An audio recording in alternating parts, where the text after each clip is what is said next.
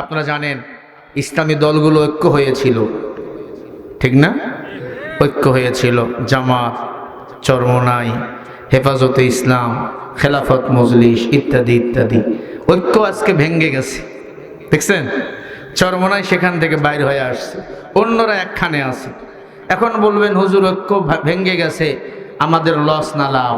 আমরা বলবো বাংলাদেশে এখন যে ক্ষমতায় আসবে আমাদের লস নাই লাভ।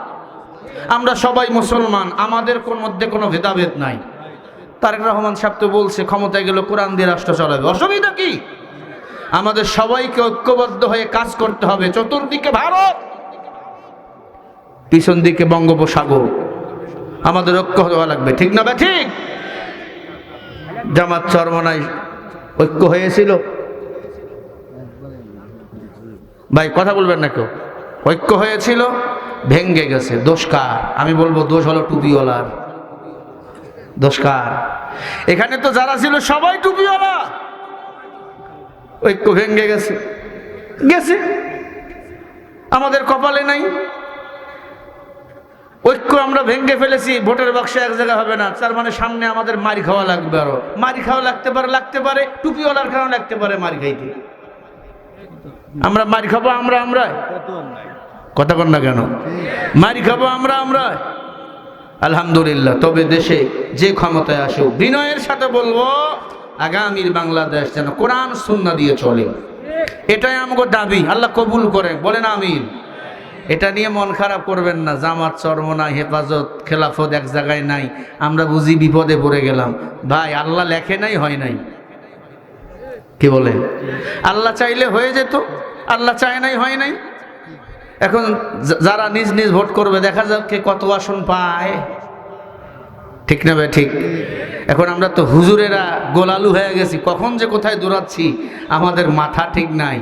এখন আমরা হুজুরের ক্ষমতার পাগল হয়ে গেছি, নবীজির আদর্শ মোতাবেক রাষ্ট্র চালাবো, এই চিন্তা চেতনা এখন আমাদের না।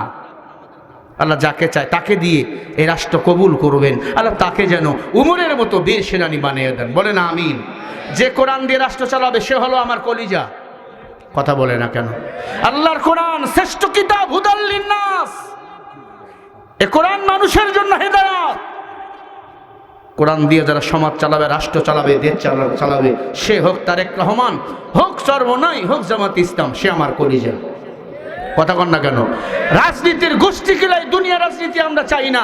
আমরা মদিনাওয়ালা নবীজি রাজনীতি আমরা দেখতে চাই, সাহাবা ইকরামের আদর্শ দেখতে চাই, কোরআন সুন্নাহ বাস্তবায়ন জীবন করতে চাই, কোরআন সুন্নাহ দিয়ে রাষ্ট্র চালাতে চাই, ঠিক না ভাই? ঠিক।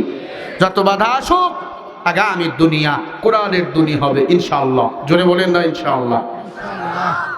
ঐক্য ভেঙ্গে গেছে, তার মানে আমরা তো মুসলমান, আমরা ভাই ভাই, ঐক্য আমাদের মাঝে এখনো আছে।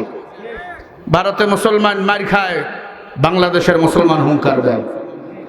আমেরিকা বলো, আফগানিস্তানে মুসলমান মার খাবে, আমরা হুঙ্কার দিতেই থাকবো, ঠিক কিনা? আমাদের মুসলমানের ভিতরে ঐক্য থাকবে। হয়তো ভোটের ঐক্য বিচ্ছিন্ন হয়ে গেছে, কারণ দুনিয়া তো ক্ষতিগ্রস্ত। হুব্বুদ দুনিয়া রাসুকুল্লি খতিয়া, নবীজি বলেন, হে উম্মত, দুনিয়ার পিছনে যারা পাগল তারা ক্ষতির মধ্যে নিমজ্জিত, তারা ক্ষতির মধ্যে নিমজ্জিত। দুনিয়ার মুহাব্বত সমস্ত ক্ষতির মূল। আর দুনিয়া জিফাতু ওয়া তালিবুহা কিরাব, নবীজির হাদিস। যারা দুনিয়ার পিছনে পাগল তারা হলো কুকুরের দল। আমরা দুনিয়া চাই না, আমরা চাই আখিরাত। কি বলেন?